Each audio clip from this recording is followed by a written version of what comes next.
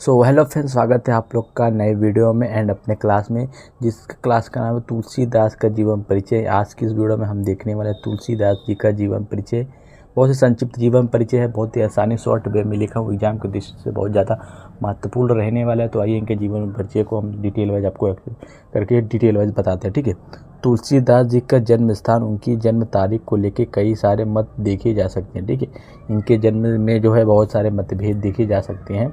जैसा राम मुक्तावली के मुताबिक उनका जन्म 1560 में माना जाता है। ठीक है, यहाँ पर राम मुक्तावली के मुताबिक इनका जन्म 1560 में माना जाता है। तो वहीं मूल गोसाई चरित्र में उनका जन्म 1554 लिखा है।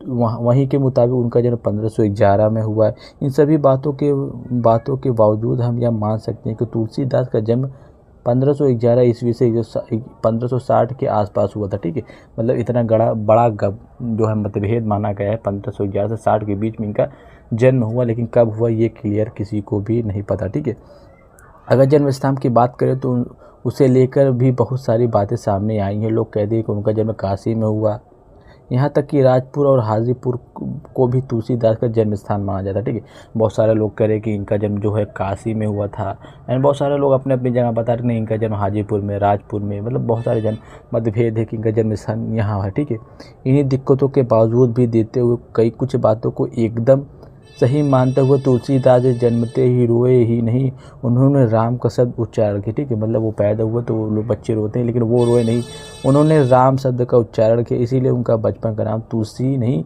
बल्कि राम बोला था। राम बोला और उसका परिवार जाति से ब्राह्मण थी। उनकी माता का नाम हुलसी था और पिता का नाम आत्माराम दुबे था। ठीक है, उनकी जो है माता का नाम हुलसी था और पिता का नाम आत्माराम दुबे था।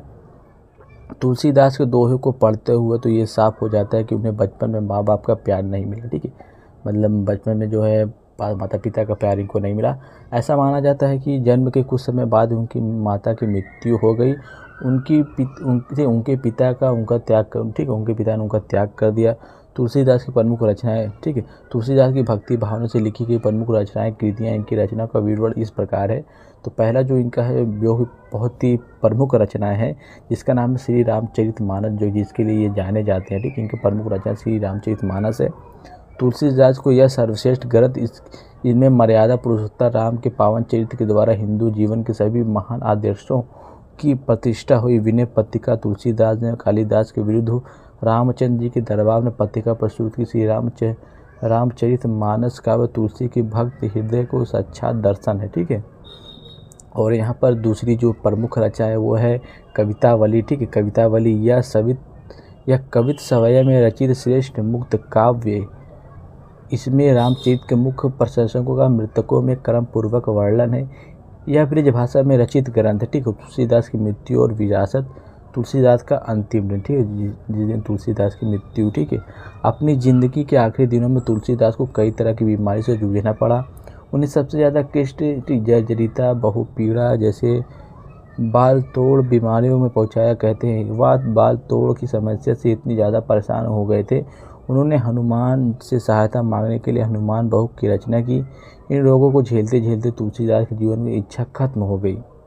अतः 1623 ईस्वी में इन्होंने अपना शरीर त्याग दिया और मरने से पहले उन्होंने अपनी लिखी एक रचना पढ़ी जो इस प्रकार है। ठीक है, मतलब मरने के टाइम पे ये रचना पढ़ी थी जब वो मर रहे थे। ये कौन सी रचना थी, आइए मैं आप लोग को बताता हूँ।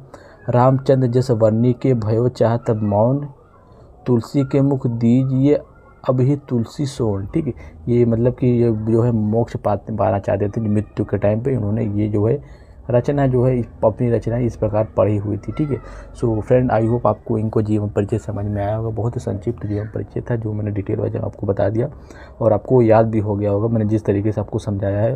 तो वीडियो पसंद आए तो वीडियो हमारे लाइक कर दो। ऐसी वीडियो पाने के लिए हमारे चैनल को जरूर सब्सक्राइब कर लो।